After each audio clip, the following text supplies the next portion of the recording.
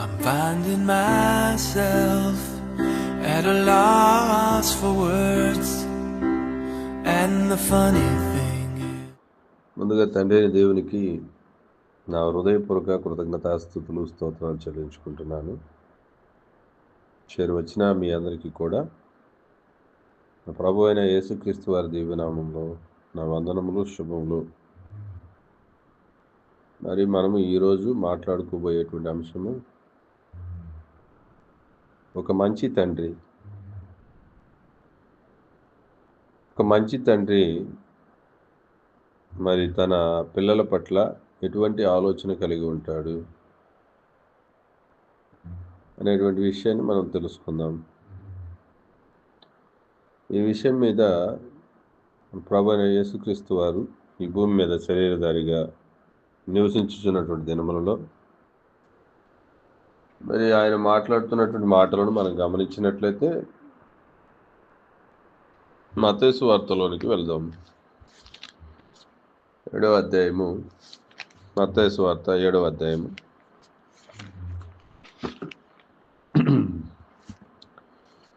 10వ వచనము 11వ వచనము చదువుదామండి. మత్తయి సువార్త 7వ అధ్యాయము 10వ అధ్యాయం 11వ వచనం చదివినట్లయితే, మీరు చెడ్డవారయ్యుండి మీ పిల్లలకు మంచి ఈవులనియ్య నెరిగి ఉండగా పరలోకమందున్న మీ తండ్రి తన్ను అడుగు వారికి అంతకంటే ఎంతో నిశ్చయముగా మంచి ఈవులను ఇచ్చును. మరి భూ సంబంధమైనటువంటి తండ్రులు వారి యొక్క స్థితిగతుల గురించి దేవుడు మాట్లాడుతూ, భూ సంబంధమైనటువంటి తండ్రులు తన పిల్లలకు ఇచ్చేటువంటి ఈవులు మంచివిగా ఉన్నవే, కానీ వారు చెడ్డవారయ్యుండి కూడా తన పిల్లలకు మంచి ఈవులను నీయ నెరిగి ఉండగా మరి పరలోకపు తండ్రి అంతకంటే మంచి ఈవులను ఇచ్చును కదా అని చెప్పడం జరుగుతుంది. మనం బాగా గమనించినట్లయితే ఈ భూమి మీద నివసించేటువంటి ప్రతి మనుషుడు మరి ఒక కుటుంబాన్ని కలిగి ఉన్నాడు. ఆ కుటుంబం కూడా మరి ఆ వ్యక్తి ఎటువంటి వాడైనా కూడా ఆ కుటుంబాన్ని సంరక్షించుకునే విధానంలో ఒక తండ్రి పాత్రను పోషిస్తూ ఉంటాడు. ఒక తండ్రిగా మరి తన వంతుగా తాను ఏం చేయాలో ఆ కుటుంబానికి ఒకవైపు ఆలోచిస్తూనే మరి తన జీవితం సరిగా ఉన్నానో లేకపోయినానో తన కుటుంబ వ్యవస్థను సంరక్షించే విషయంలో చక్కగా ఆలోచిస్తుంటాడు. అది ఎలాగయ్యా అని చూస్తే మరి ఆ కుటుంబానికి అతను మొట్టమొదట పాలకుడుగాను ఉంటాడు, సంరక్షకుడుగా ఉంటాడు, మరి పోషకుడుగా ఉంటాడు, ఆ కుటుంబానికి పెద్దగా ఉంటాడు. కాబట్టి పాలించేవాడుగా, పోషించేవాడిగా, మరి ఆ కుటుంబాన్ని సంరక్షించేవాడిగా, కుటుంబ పెద్దగా మరి ఆ కుటుంబానికి అతను ఏం చేయాలనుకుంటాడంటే మేలైనది మంచి ఈవులను ఆ కుటుంబానికి దయచేయాలని, దానికోసం సమస్త విధములైనటువంటి ప్రయత్నాలు చేస్తూ ఉంటాడు. ఎఫెసీయులకు రాసిన పత్రిక 3వ అధ్యాయము 14వ వచనంలో చూసినట్లయితే, ఈ హేతువు చేత పరలోకమందును భూమి మీదను ఉన్న ప్రతి కుటుంబము ఏ తండ్రిని బట్టి కుటుంబం అని పిలువబడుచున్నదో ఆ తండ్రి ఎదుట నేను మోకాళ్ళుని.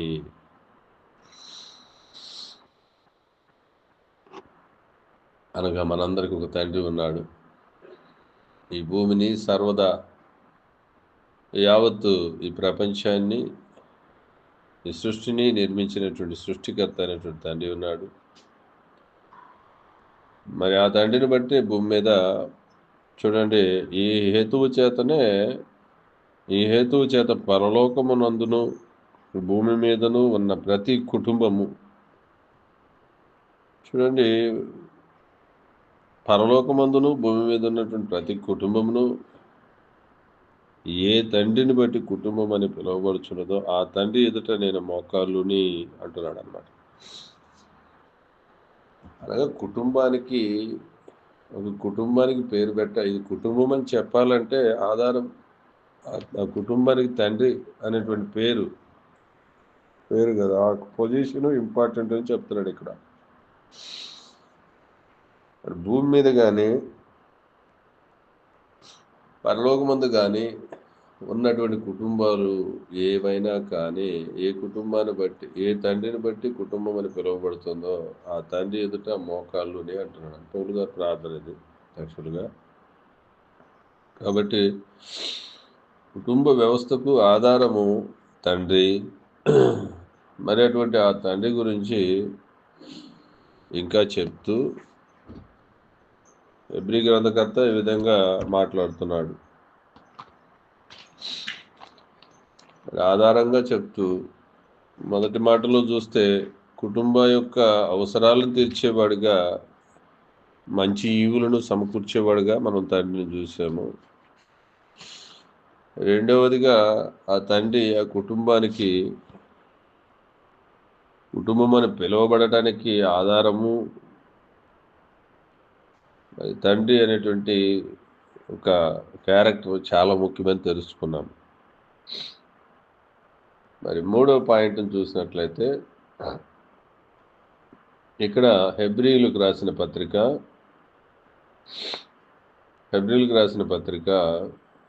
12వ అధ్యాయము మరి ఇక్కడ 7వ వచనం నుండి మనం చదివినట్లయితే, శిక్షాఫలం పొందుటకై మీరు సహించుచున్నారు, దేవుడు కుమారులనుగా మిమ్మును చూచుచున్నాడు, తండ్రి శిక్షింపని కుమారుడెవడం. అంటే శిక్షాఫలము అనగా ఒక పోలీసు ఉద్యోగి తన శిక్షా ఫలాన్ని ఎప్పుడు పొందుకుంటాడంటే తనకు ఇవ్వబడినటువంటి ట్రైనింగ్ పీరియడ్ కంప్లీట్ అయిన తర్వాత పోస్టింగ్ తీసుకోవడం శిక్షాఫలం. ఒక ఆర్మీ జవాను, ఈవెన్ ఒక స్కూల్ టీచరు, వీరందరూ కూడా వారు పొందవలసినటువంటి ట్రైనింగ్ పొందినప్పుడు మాత్రమే ఆ శిక్షా ఫలాన్ని వారు పొందుతారు. అలాగే కుమారులుగా పిలువబడాలంటే మరి శిక్షకుడు, మరి ఇక్కడ తండ్రి శిక్షకుడుగా కనిపిస్తున్నాడు, ట్రైనర్గా కనిపిస్తున్నాడు. మొదటిదిగా చూస్తే మనం ఈవులను సమకూర్చేవాడుగా, కుటుంబ అవసరతలు తీర్చేవాడుగా చూసాము మత్తయి సువార్త 7:10లో. రెండవదిగా చూసినట్లయితే మరి కుటుంబానికి ఆధారముగా ఆ వ్యక్తిని, ఆ తండ్రిని చూస్తున్నాము. మరి పోషకుడుగా, సంరక్షకుడుగా చూస్తున్నాము. మరి ఇంకొక పాయింట్ చూసినట్లయితే శిక్షకుడుగా, ట్రైనర్గా చూస్తున్నాము. కాబట్టి శిక్షాఫలం పొందుటకై మీరు సహించుచున్నారు, దేవుడు కుమారులుగా మిమ్మల్ని చూచుచున్నాడు, తండ్రి శిక్షింపని కుమారుడెవడు. కుమారులైన వారందరూ శిక్షలో పాలు పొందుచున్నారు, మీరు పొందని ఎడల దుర్బీజులే కానీ కుమారులు కారు. అంటే తన కుమారులను సద్బీజములుగా తయారు చేసేటువంటి పాత్రలో కూడా తండ్రి ఇక్కడ నివసిస్తున్నాడు, తన పాత్రను పోషిస్తున్నాడు. కాబట్టి ఇంకొక మాట చెప్తూ 9వ వచనము, హెబ్రీయులకు రాసిన పత్రిక 12వ వచనం చెప్తూ, మరియు శరీర సంబంధులైన తండ్రులు మనకి శిక్షకులై ఉండిరి, వారి యందు భయభక్తులు కలిగి ఉంటిమి, అట్లయితే ఆత్మలకు తండ్రి అయిన వారికి మరి ఎక్కువగా లోబడి బ్రతకవలను కదా. అనగా తండ్రి తన వంతు తాను మరి పని చేసుకుంటూ వెళ్తున్నాడు. శరీర సంబంధమైన తండ్రి తన వంతు తానుగా మరి పని జరిగించుకుంటూ వెళ్తున్నాడు. మరి మనమేం చేయాలి? శరీర సంబంధమైనటువంటి తండ్రికి అంతగా లోబడుతున్నటువంటి బిడ్డలో ఈ శరీరానికి మరి మంచి ఈవులను సమకూర్చేటువంటి తండ్రిగా అతన్ని గౌరవిస్తూ ఈ శరీరానికి కావాల్సినటువంటి కాపుదల, సంరక్షణ, మరి పరిపాలన అందిస్తూ కుటుంబ పెద్దగా ఉంటూ, మరియు కుటుంబం అనేటువంటి కుటుంబ వ్యవస్థకు ఆధారభూతుడిగా ఉంటున్నటువంటి ఈ భూ సంబంధమైన తండ్రి, మరి శిక్షకుడుగా నిన్ను తీర్చిదిద్దుతూ ఒక ప్రయోజకుడిగా తయారు చేసేటువంటి ఒక తండ్రికే, ఈ శరీర సంబంధమైన ప్రయోజనాలు సమకూర్చే తండ్రికే ఇంతగా భయపడితే, మరి మన ఆత్మకు చూడండి ఏమంటున్నాడు, మరియు శరీర సంబంధులైన తండ్రులు మనకు శిక్షకులై ఉండిరి, వారి యందు భయభక్తులు కలిగి ఉంటిమి. అట్లయితే ఆత్మలకు తండ్రి అయిన వానికి మరి ఎక్కువ లోబడి బ్రతకవలను కదా. తండ్రి వలన మనం ఇన్ని విషయాలను మరి మనకు సమకూర్చబడుతున్నాయి. మరి ఆత్మలకు తండ్రి అయినటువంటి దేవుడు కూడా నీకు మంచి ఈవులను సమకూరుస్తున్నాడు. మరి ఆయన కూడా మంచి ఈవులను మన ఆత్మలకు, మన శరీరానికి ప్రయోజనకరమైనటువంటి విషయాలు సమకూరుస్తున్నాడు కదా. మరి ఆయనకు లోబడవలను కదా అంటున్నాడు అన్నమాట. మరి చూసినట్లయితే యాకోబు గారు రాసిన పత్రిక 1వ అధ్యాయము,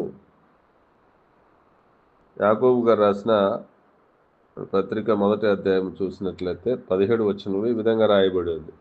మన ఆత్మలకు కాపరి అయినటువంటి తండ్రి, మన ఆత్మలకు సంరక్షకుడు అయినటువంటి తండ్రి, మన ఆత్మలను పోషించేటువంటి తండ్రి, మరి ఆత్మలనే కాదు, ఈయన రెండిటిని, ఆత్మలకు శరీరాలకు తండ్రి అయినటువంటి దేవుడు మరి ఆత్మను సంరక్షిస్తున్నాడు, మంచి ఈవులను అనుగ్రహిస్తున్నాడు, పోషిస్తున్నాడు, పాలకుడుగా ఉంటున్నాడు. ఈ తండ్రి, పరలోకపు తండ్రి మరి ఎటువంటి ఈవులను నీకు అనుగ్రహిస్తున్నాడో చూసినట్లయితే యాకోబు రాసిన పత్రిక 1వ అధ్యాయం 17వ వచనంలో, శ్రేష్టమైన ప్రతి ఈవియు, సంపూర్ణమైన ప్రతి వరమును, పరసంబంధమైనది జ్యోతిర్మయుడగు తండ్రి యొద్ద నుండి వచ్చును. ఆయన యందు ఏ సంచలత్వమైనను గమనాగమనముల వలన కలుగు ఏ ఛాయ అయినను లేదు. కాబట్టి మరి దేవుడు అనుగ్రహించేటువంటి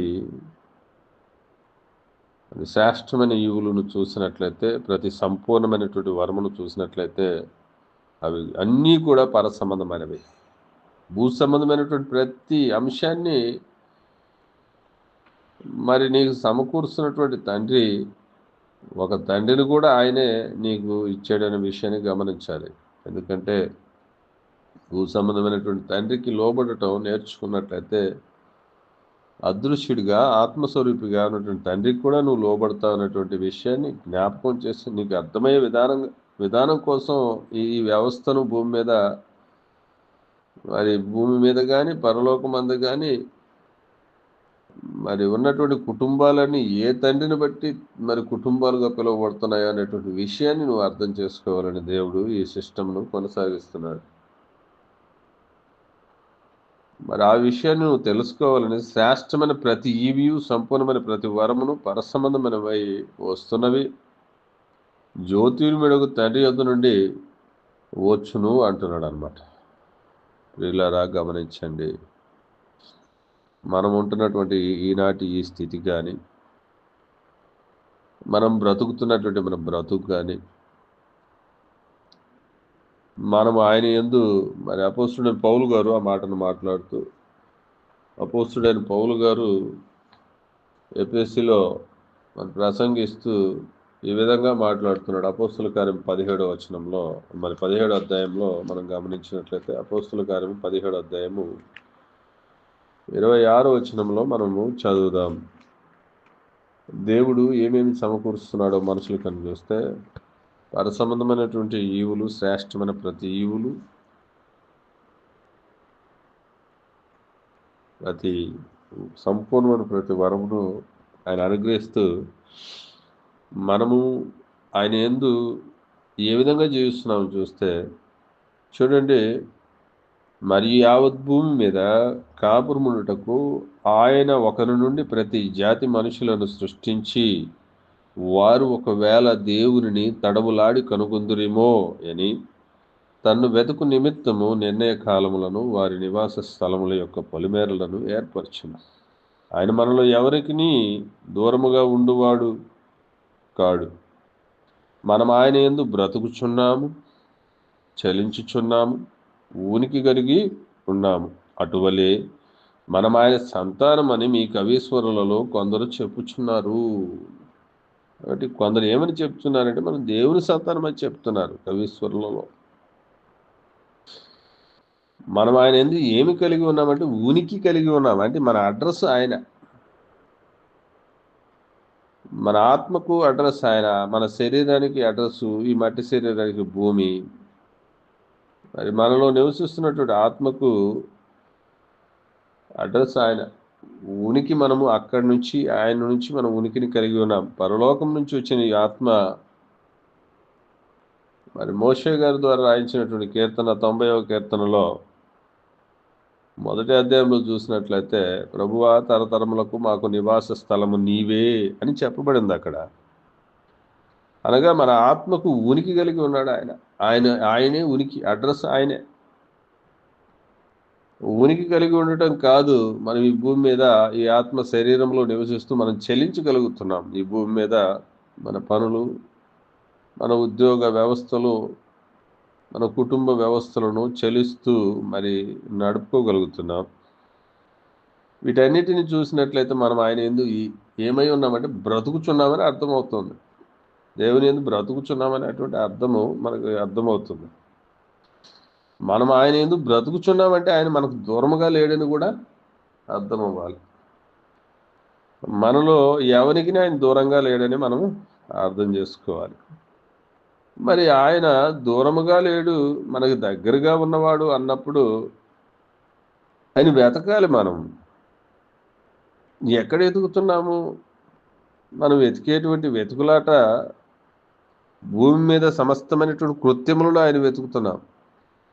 ప్రతి రాతిలో ఆయన్ని వెతుకుతున్నాం, ప్రతి చెట్టులో ఆయనను వెతుకుతున్నాం, మరి ఆకాశ నక్షత్రములలో ఆయన్ని వెతుకుతున్నాం, నీళ్ళల్లో ఆయనను వెతుకుతున్నాం, అగ్నిలో ఆయన్ని వెతుకుతున్నాం.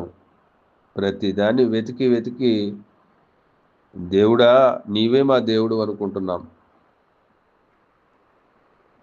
మరి ఆ దేవుణ్ణి వెతికేటువంటి తరుణంలో ఒక వ్యక్తిని గురించి మాట్లాడుతూ, ఈ వ్యక్తులు వెతికేటువంటి తరుణంలో నన్ను వెతకటం రాంగుగా, అంటే రాంగ్ డెసిషన్తో, ఆలోచనతో వెతుకుతున్నానని చెప్తూ యెషయా గారి గ్రంథములో 44వ అధ్యాయంలో ఈ విధంగా రాయించి ఉన్నాడు. యెషయా గ్రంథం 44వ అధ్యాయము 14వ వచనం చూస్తే, ఒకడు దేవదారు చెట్లను నరకవలనని పూనుకును, శ్మశాన వృక్షమును గాని, సరళ వృక్షమును గాని, సింధూర వృక్షమును గాని, అడవి వృక్షములలో ఏదో ఒక దానిని తీసుకును. ఒకడు చెట్టు నాటగా వర్షము దాన్ని పెంచును, ఒకడు పొయ్యి కట్టెలకు వాటిని ఉపయోగించును, వాటిలో కొంత తీసుకుని చలి కాచుకును, నిప్పురాజు పెట్టి మరి రొట్టె కాల్చుకును. ఒక తుండు తీసుకుని దానితో ఒక దేవతను మరి చేసుకును, దానికి నమస్కారం చేయను, దానితో ఒక విగ్రహం చేసి దానికి సాగిలిపడును. అగ్నితో సగం కాల్చి ఉన్నాడు, కొదువ సగముతో మాంసం వండి భక్షించి ఉన్నాడు. తిని తృప్తి పొందగా చలి కాచుకొనుచు, ఆహా చలి కాచుకుంటుని వెచ్చగా ఉన్నదే అని అనుకొనుచున్నాడు. దానిలో మిగిలిన భాగముతో తనకు దేవతగానున్న విగ్రహమును చేయించుకును, దాని ఎదుట సాగిలిపడుచు నమస్కారం చేయించు, నీవే నా దేవుడువు, నన్ను రక్షించుమని ప్రార్థించును. వారు వివేచింపరు, గ్రహింపరు. చూడకుండానట్లు వారి కన్నులు కప్పబడిను, గ్రహింపకుండానట్లు వారి హృదయములు మూయబడెను. ఎవడు ఆలోచన చేయుడు? నేను అగ్నిలో సగము కాల్చి తిని, నిప్పుల మీద వేసి రొట్టె కాల్చి తిని, దానితో మాంసం వండుకొని భోజనం చేసి తిని, మిగిలిన దానిని తీసుకొని దానితో హేయమైన దానిని చేయుదునా? చెట్టు మొద్దుకు సాష్టాంగ పడుదునా అని ఎవడు ఆలోచింపడు. యోచించుటకు ఎవనికిని తెలివి లేదు, వివేచన లేదు. వాడు బూడిద తినుచున్నాడు, వాని మనస్సు మోసమైనది, తప్పుదారిని వారిని తీసుకొని పోచున్నది. వాడు తన ఆత్మను రక్షించుకొనజాలడనియు, నా కుడి చేతిలో అబద్ధం ఉన్నది కదా అనియు అనుకున్నటకు వానికి బుద్ధి చాలదో. అంటే వాని కుడి చేతిలో అబద్ధం ఉంది అని గ్రహించటానికి వానికి ఏం చాలదంట?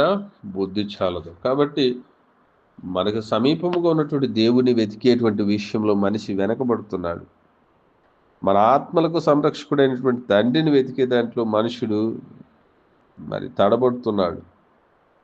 మన ఆత్మలను పోషిస్తున్నటువంటి తండ్రిని, సృష్టికర్తను మరి తడవులాడి కనుగొనవలసినటువంటి మనుషుడు తడవలాడి ఒక చెట్టు మొద్దును పట్టుకొని వేలాడుతూ, నీవే నా దేవుడువు, నీవే నన్ను నా పోషకుడువో, మరి నాకు మంటనిచ్చావు, వెచ్చదనాన్ని ఇచ్చావు కాబట్టి నువ్వు దేవుడు, రొట్టెను కాల్చుకోవడానికి నిప్పునిచ్చావు కాబట్టి నువ్వు అగ్నిదేవుడువు. ఈ విధంగా అగ్నిని పూజిస్తూ, చెట్టును పూజిస్తూ, మనుష్యుడు సృష్టిని పూజిస్తూ సృష్టికర్తను మర్చిపోయాడన్న విషయాన్ని ఇక్కడ చెప్తున్నాడు. కాబట్టి దేవుడు ఏమై ఉన్నాడంటే మనకు సమీపంగా ఉన్నాడు. దేవుడు ఏమై ఉన్నాడంటే మనకు ఉనికి ఉన్నాడు, మన అడ్రస్ అయి ఉన్నాడు. దేవుడు ఏమై ఉన్నాడంటే మనం ఆయన యందు చలించుచున్నామంటే ఆయన మన వ్యాపకుడు, మన సంరక్షకుడని అర్థం చేసుకో.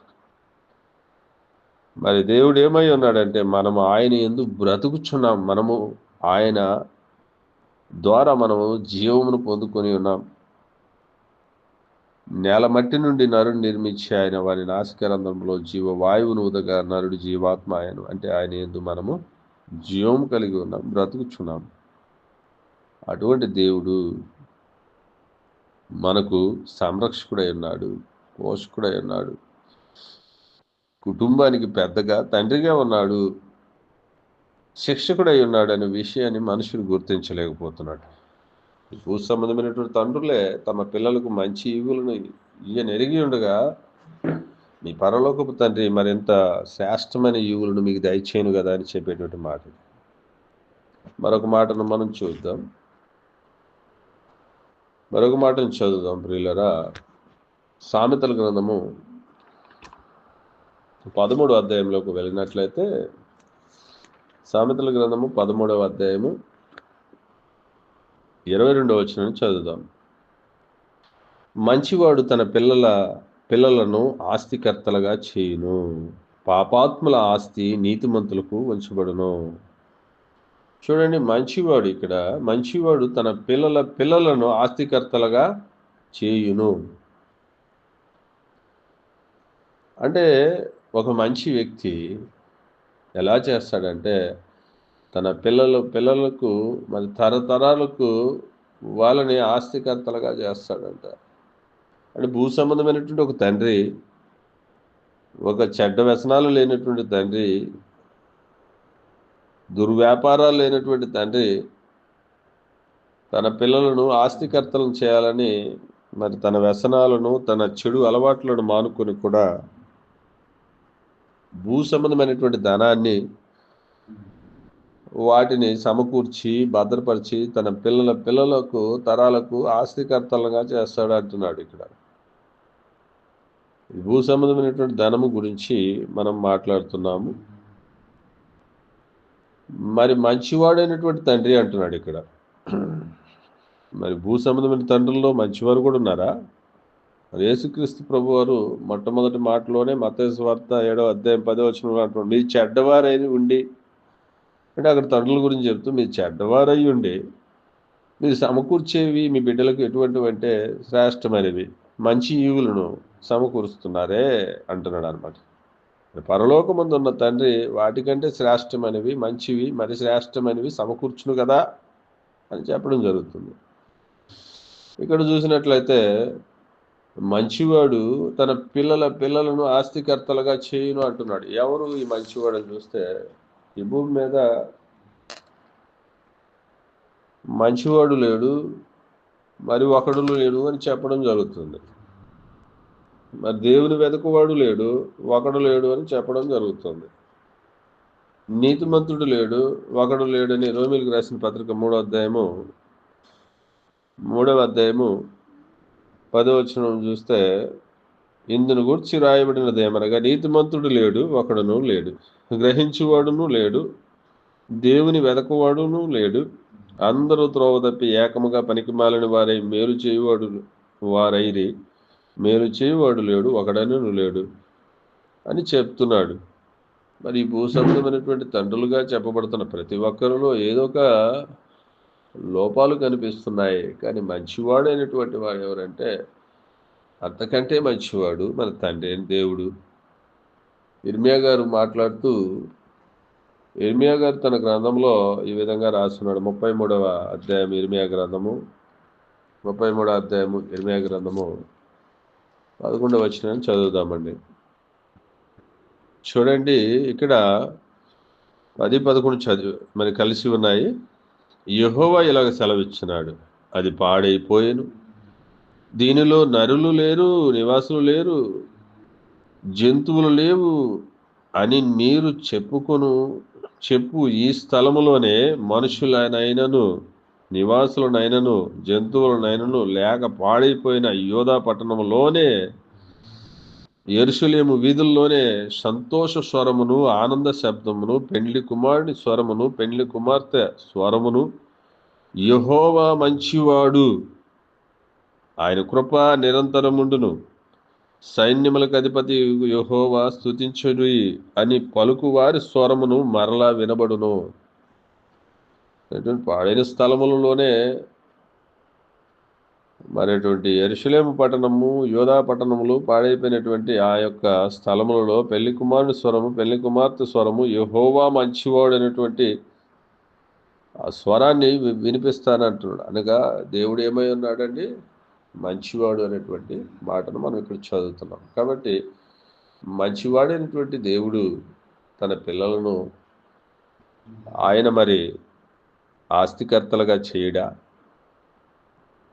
ఈ భూ సంబంధమైనటువంటి తండ్రులే తమ పిల్లలను ఆస్తికర్తలుగా చేసేదానికి రకరకాలైన ప్రయత్నాలు చేస్తున్నారే. మంచివాడైనటువంటి దేవుడు తన పిల్లలను ఆస్తికర్తలుగా చేయడా? చేస్తాడు, కంపల్సరిగా చేస్తాడు. మనము పాత నిబంధన గ్రంథంలో ఒక ఎగ్జాంపుల్ తీసుకుంటే, ఆ ఎగ్జాంపుల్లో మనం ఒక ఉదాహరణ, ఒక దృష్టాంతం, ఉదాహరణ అంటే ఇది ఒక దృష్టాంతం. అబ్రహాము గారిని చూసినట్లయితే, తన కుటుంబాన్ని ప్రేమించే వ్యక్తిగా అబ్రహాము గారు దేవుని దృష్టిలో ఎలా కనిపిస్తున్నాడని చూస్తే, ఆదికాండం 18వ అధ్యాయం 19వ వచనంలో, ఆదికాండము 18వ అధ్యాయం 19వ వచనంలో ఈ విధంగా రాయబడింది. ఎట్లనగా యెహోవా అబ్రహామును గురించి చెప్పినది అతనికి కలుగజేయనట్లు తన తర్వాత తన పిల్లలను, తన ఇంటివారును నీతి న్యాయములు జరిగించుచు యెహోవా మార్గమును గైకొనుటకు అతడు వారికి ఆజ్ఞాపించినట్లు నేను అతన్ని ఎరిగి ఉన్నాను. దేవుడి అతన్ని ఎలా ఎరిగి ఉన్నాడు? యెహోవా మార్గమును అతడు గైకొనున్నట్లు వారికి ఆజ్ఞాపించినట్ట. ఎవరికి?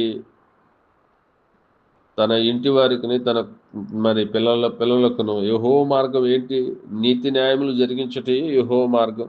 అటువంటి మార్గాన్ని ఎరుగునట్లు వారికి బోధించినట్ట, వారిని అందులో నడిపించినట్ట. అటువంటి వ్యక్తిగా నేను అబ్రహామును ఈ భూమి మీద ఎరిగి ఉన్నాను అంటున్నాడు. మరి ఆయన తన తర్వాత తరముల వారికి, అంటే పిల్లలకు ఆ మార్గాన్ని చూపిస్తాడంటే, నీతి న్యాయములు కలిగినటువంటి మార్గాన్ని చూపించడమే కాకుండా ఆయన ఆజ్ఞాపించి వారిని అందులో నడిపిస్తాడని నేను ఎరిగి ఉన్నాను అబ్రహామును అంటున్నాడు.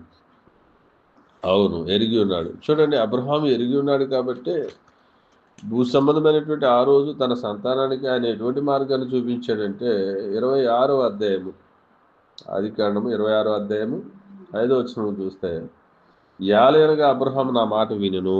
దేవుని మాట అబ్రహాము వినును. ఆయన నడిపించడం కారణం ఏంటంటే, వెనకున్న సోర్స్ ఏంటంటే దైవభక్తి, ఆయనకు దేవుని పట్ల ఉన్నటువంటి అపారమైనటువంటి విశ్వాసము. యాలేనగా అబ్రహాము నా మాట వినును, విధించిన దాని, నా ఆజ్ఞలను, నా కట్టడలను, నా నియమములను గైకొనునని చెప్పాను. కాబట్టి మరి అబ్రహాము ఏమి గైకొనంటే, ఆయన నియమాలను, ఆయన కట్టడలను, ఆయన ఆజ్ఞలను. ఇవి ఎందుకు గ్రహించాల్సి వచ్చిందంటే అవన్నీ కూడా ఆయన ఆజ్ఞలు కానీ, ఆయన కట్టడలు కానీ, ఆయన నియమాలు కానీ ఆయన విధించినవి, ఆయన మాటలో ఉన్నవి ఇవన్నీ.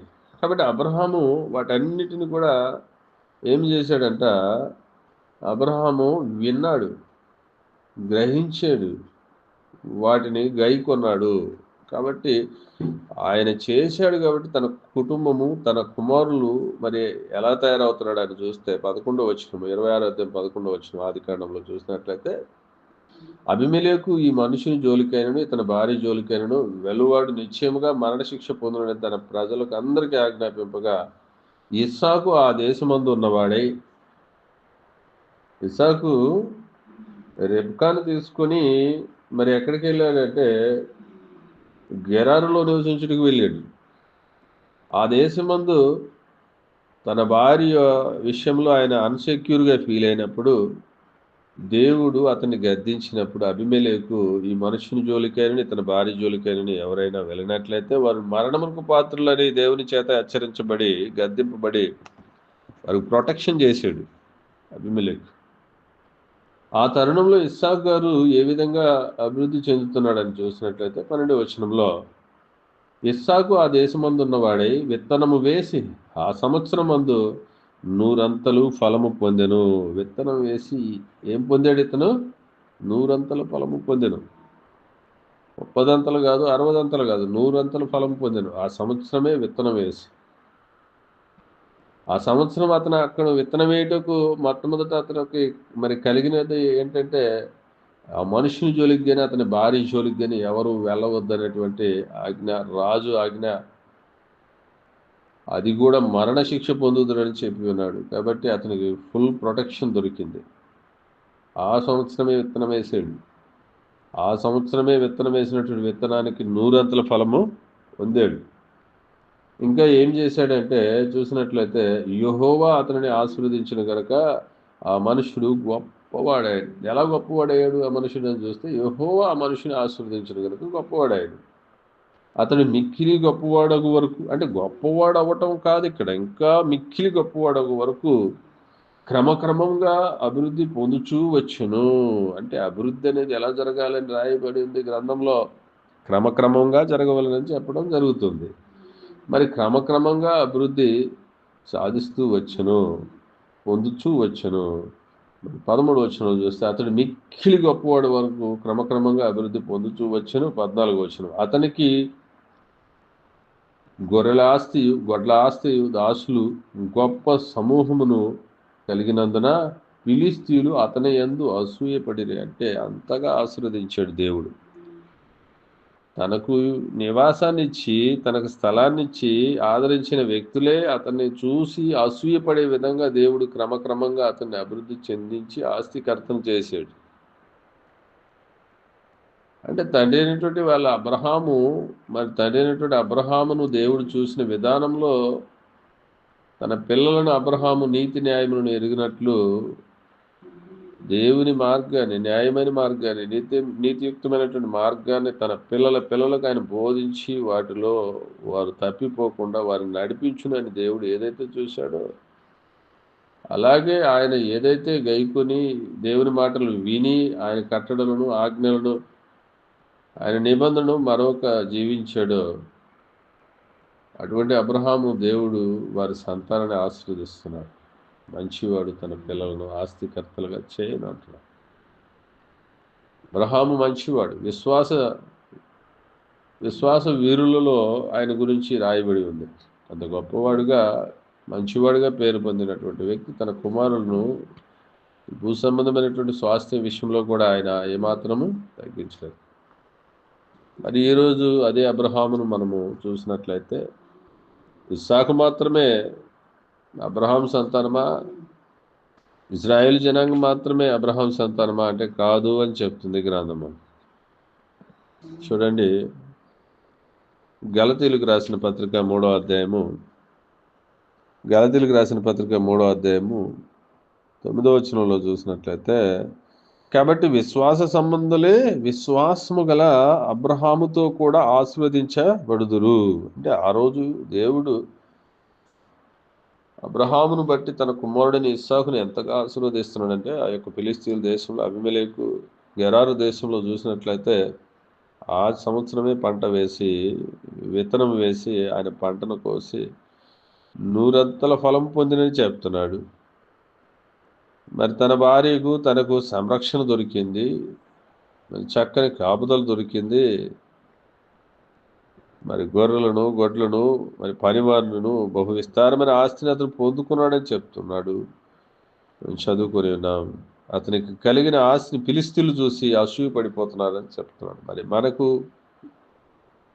అటువంటి ఆస్తిని మనం అబ్రహాం ద్వారా పొందలేదు, కానీ దానికంటే శ్రేష్టమైన ఆస్తిని, శ్రేష్టమైనటువంటి ఆశీర్వాదాన్ని, శ్రేష్టమైనటువంటి ఐశ్వర్యాన్ని పొంది ఉన్నాం. అదేమంటే చూడండి, విశ్వాసము. మన విశ్వాసము దానిని మనకు తెచ్చిపెడుతుంది. ఆ విశ్వాసము మనకు క్రీస్తులోని ఐశ్వర్యాన్ని మనకు మరి తెచ్చిపెడుతుంది అని చెప్తున్నాడు ఇక్కడ. చూడండి, కాబట్టి విశ్వాస సంబంధులే విశ్వాసము గల అబ్రహాముతో కూడా ఆశీర్వదించబడుదురు. కాబట్టి ఎవరైతే విశ్వాస సంబంధులు ఉంటారో వారు నిజమైనటువంటి అబ్రహాం సంతానంగా చెప్పడం జరుగుతుంది. మరి ఆ సంతానము ఎవరయ్యా అని చూసినట్లయితే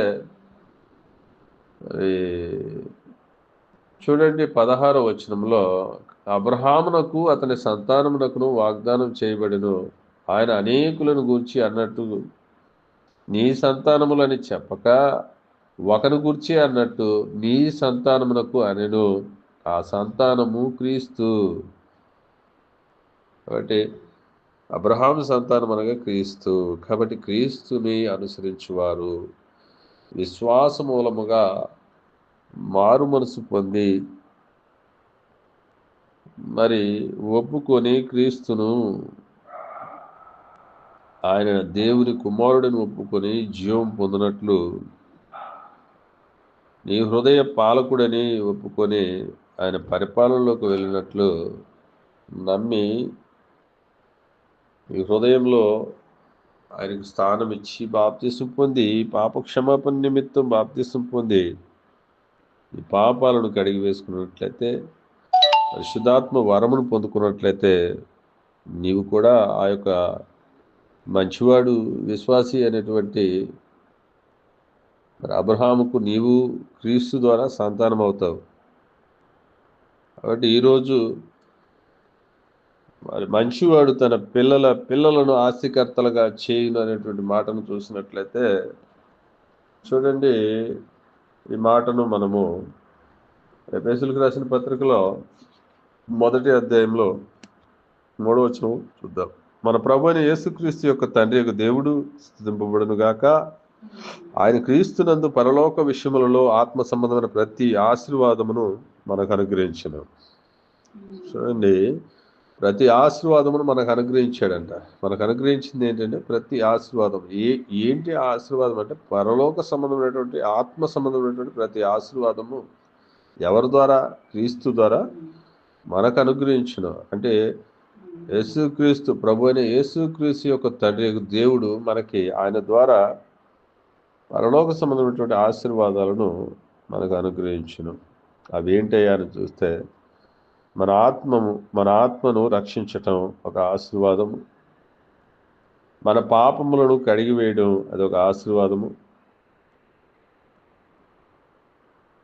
పరిశుద్ధాత్మ వరమును పొందుకోవడం అదొక ఆశీర్వాదము,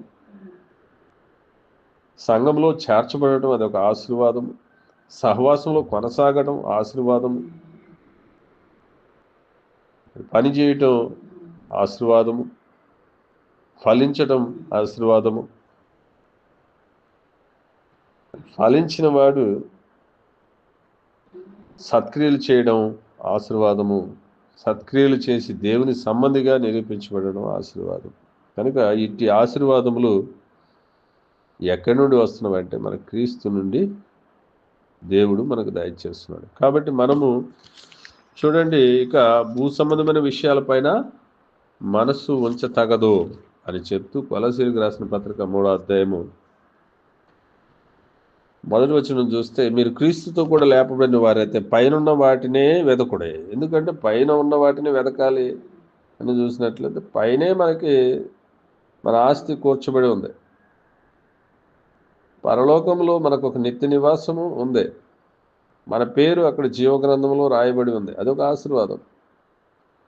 నిత్య నివాసము మన కొరకు అక్కడ స్థలము సిద్ధపరచబడి ఉంది నిత్య నివాసంలో. అదొక ఆశీర్వాదం. కాబట్టి ఇక పైనున్న వాటిని తప్ప భూ సంబంధమైన వాటిని వెతికేదానికి ఏమాత్రము మరి సంకోచించవద్దు. అక్కడ క్రీస్తు దేవుని కుడిపార్శ్వమున కూర్చుండి ఉన్నాడు. పైనున్న వాటి మీదే గాని భూ సంబంధమైన వాటి మీద మనస్సు పెట్టుకునకుడి. ఏలయనగా మీరు మృతి పొందితిరి గాని మృతి పొందితిరి, మీ జీవము క్రీస్తుతో కూడా దేవుని యందు దాచబడి ఉన్నదే. అది మన జీవం అక్కడ దాచబడి ఉంది, అక్కడ క్రెడిట్ చేయబడి ఉంది.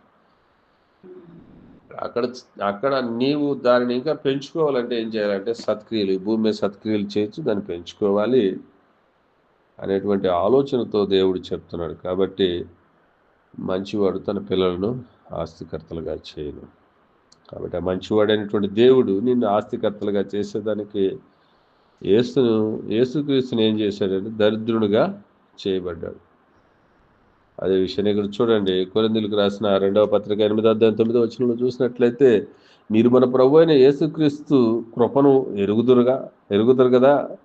ఆయన ధనవంతుడై ఉండియు మీరు తన దారిద్ర్యం వలన ధనవంతులు కావాలనని మీ నిమిత్తం దరిద్రుడాయను. కాబట్టి మనం ధనవంతులు కావాలి. మన క్రీస్తు ఐశ్వర్యాన్ని మనం పొందుకోవాలి. రక్షణ అనేటువంటి ఐశ్వర్యాన్ని పొందుకోవాలి. పరిశుద్ధాత్మ అనేటువంటి వరాన్ని మనం ఐశ్వర్యంగా పొందుకోవాలి. జీవగ్రంథంలో పేరు రాయబడినటువంటి ఐశ్వర్యాన్ని మనం పొందుకోవాలి. నిత్య నివాసము, నిత్య జీవం అనేటువంటి వాగ్దానపు ఐశ్వర్యాన్ని మనం పొందుకోవాలని యేసుక్రీస్తు మన కొరకు దరిద్రుడాయను. తండ్రి అయిన దేవుడు మరి ఆయనను మరి పంపి తన ప్రేమ ఎటువంటిదో వెల్లడిపరిచాడు. నిన్ను నన్ను ఆయన ఎంతగా ప్రేమిస్తున్నాడు, దేవుడు లోకమును ఎంతో ప్రేమించిన మాటను వెల్లడిపరిచాడు క్రీస్తును పంపించడం ద్వారా. క్రీస్తు తాను అప్పగించుకొని మరి తండ్రి తనకు అప్పగించినటువంటి పనిని నిర్వర్తించడంలో లోబడట ఎట్లదో నేర్పించినాడు. కనుక నీవు నేను కూడా ఈరోజు ఆ దేవునికి సమర్పించవలసినది ఏంటయ్యా అంటే దేవుని పట్ల విశ్వాసము, విధేయత, భయభక్తులు కలిగిన జీవితాన్ని ఆయనకి సమర్పించుకోవాలని. మంచివాడైనటువంటి దేవుడు మనలను ఆస్తికర్తలుగా చేసి ఉన్నాడు. కాబట్టి ఆ ఆస్తికర్తలుగా చేయబడినటువంటి దేవుని మనం గుర్తిరగాలి. అంతేకాని చూడండి, సామెతల గ్రంథము 10వ అధ్యాయం 22వ వచనంలో యెహోవా ఆశీర్వాదం వలన ఐశ్వర్యం వచ్చును, మరి నరుని కష్టము చేత అది అధికమవుదు అంటున్నాడు ఇక్కడ. కాబట్టి ఆయన ఆశీర్వాదం వలన ఐశ్వర్యం వస్తుంది. నేను ఆస్తికర్తలుగా చేస్తున్నాడు. ఆ ఐశ్వర్యం క్రీస్తులో ఉంది. ఈ భూమి మీద ఐశ్వర్యవంతుడు, ఆస్తిపరుడు ఎవరయ్యా అంటే క్రీస్తును కలిగి ఉన్నవాడే.